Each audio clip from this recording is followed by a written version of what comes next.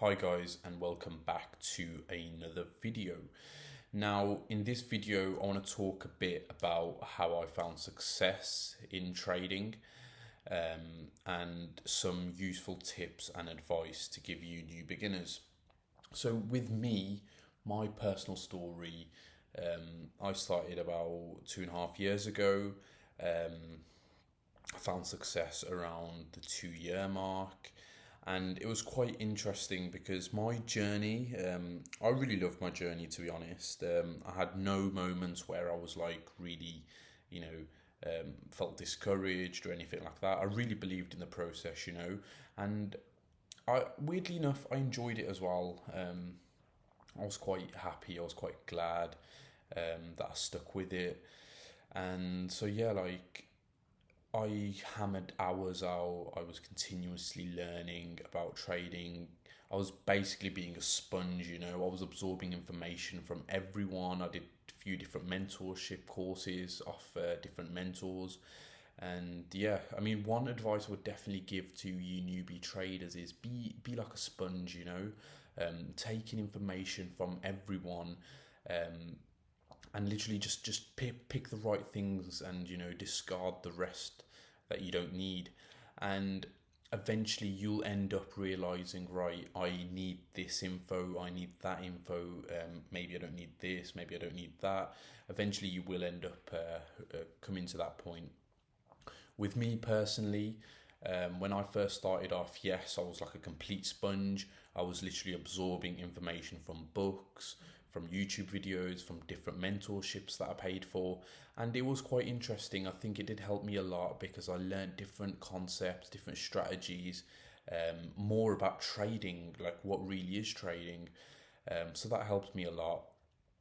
Again, just some advice for the newbie traders is, um, don't don't listen to the wrong information, and by wrong information I mean you're not going to become a millionaire overnight. If anyone does promise you that, they're usually just trying to probably sell you something. And again, because I've been through it, I understand what's the right information and what's the wrong information. More experienced and professional traders also know what trading is really about. And eventually, you'll get to a point where you'll really understand that trading is just another source of income. It could really change your life if you do it the correct way. But again, just keep the false beliefs to the side because they can really harm your progress. So with me, as I was going through my journey, there was a point where I was losing money, and the reason I was losing money was because of my own inexperience. And I feel as if every trader has blown a few accounts because they tried to flip their accounts, try and make more money. It was really weird. So like what I'd do, I'd have like a £500 account, and I'd risk £500 to try and make £1,000. Like try double my account, and now stuff like that is not real trading. Real trading is completely different. You have to treat it like a business, and you have to really focus on your capital. So again, like with me, how it was for the first year and a half, I focused on building my strategy. And now with the strategy, it's going to be different for everyone. You're going to spend time like looking, right, what suits me, what do I like, what can I use. You're going to be trying out so many different things. With me, it's quite funny because I was literally, really trying to look what works well for me. I was even trading on the 4 hours, the weeklies, the dailies, and this is completely fine. Like some people do trade on those, but again, it has to be suited to your personality.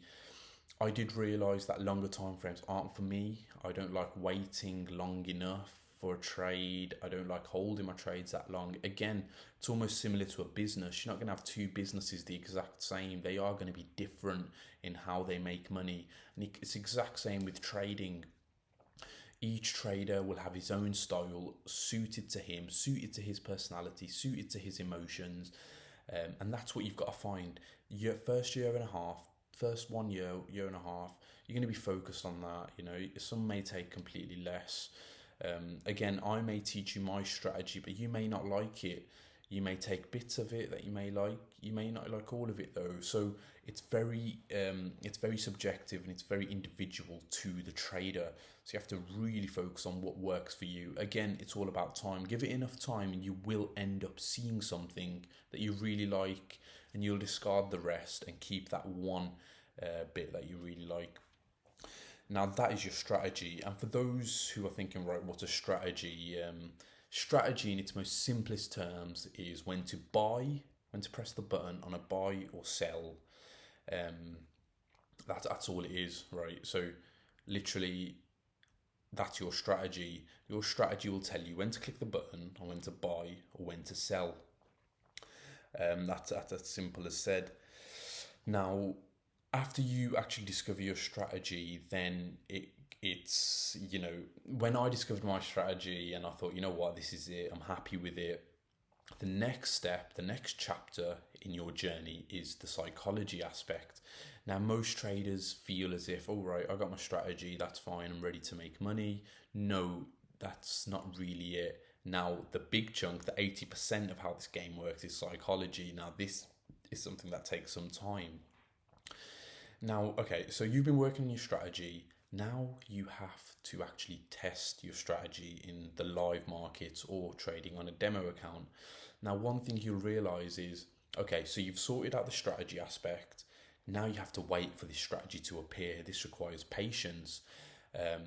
When the strategy finally appears, whether it's after a week, whether it's after 2 weeks, whether it's after a month, you have to really be patient. You have to wait for this strategy to appear. You then have to follow your risk management procedures. But before I get into that, one thing I do need to say from the psychology aspect is, with trading, you're going to really find out who you are as a person. You're going to find out whether you're a patient person. You're going to find out whether you're a greedy person.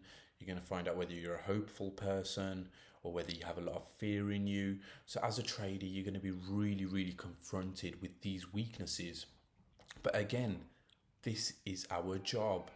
To become a successful trader, you really need to find your weaknesses and you need to work on those weaknesses.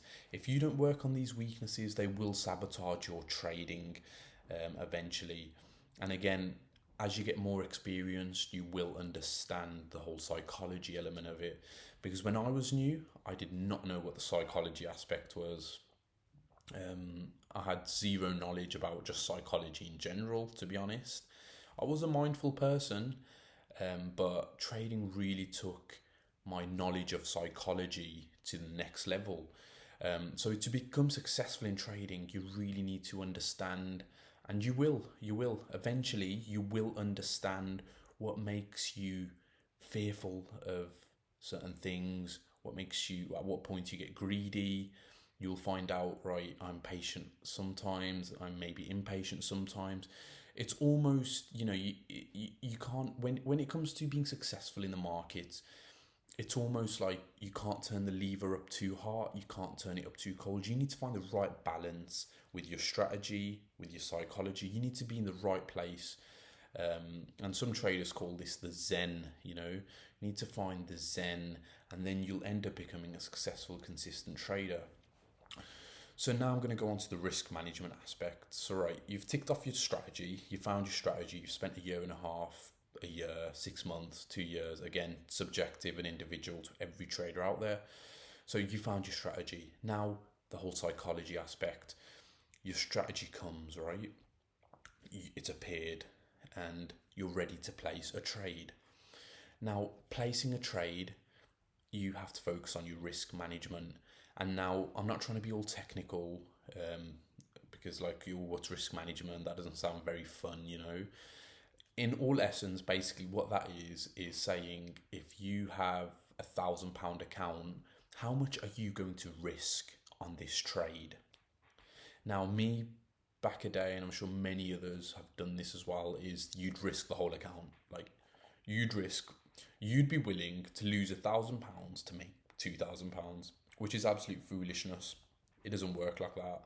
You need to risk a very small amount, 1%, let's say. You need to risk 1% of your capital. So with £1,000, we risk 1%, which is £10.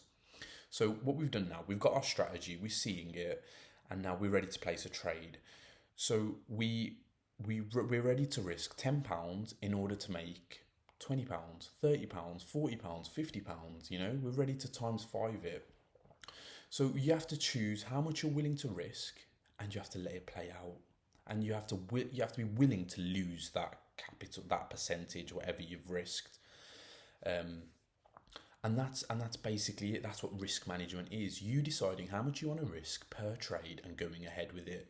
Again, you can't go ahead and try and risk all your capital. That's just gambling. That's not trading, you know.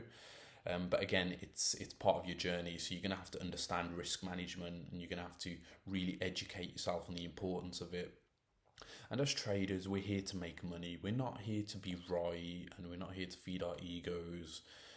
We're here to make money. So risk management, alongside your psychology, alongside your strategy, is probably one of the most important things. And yeah, so that's really it, to be honest. Again, I'm gonna make more videos. If you guys want me to talk about anything, do let me know. Like, comment, subscribe. You know, as every YouTuber says. Suppose I am one of those people now. But yeah, let me know what you guys think. Let me know what you guys want me to talk about. I will be making more videos. I am getting in the hang of it, and I am looking forward to it. Okay, thank you.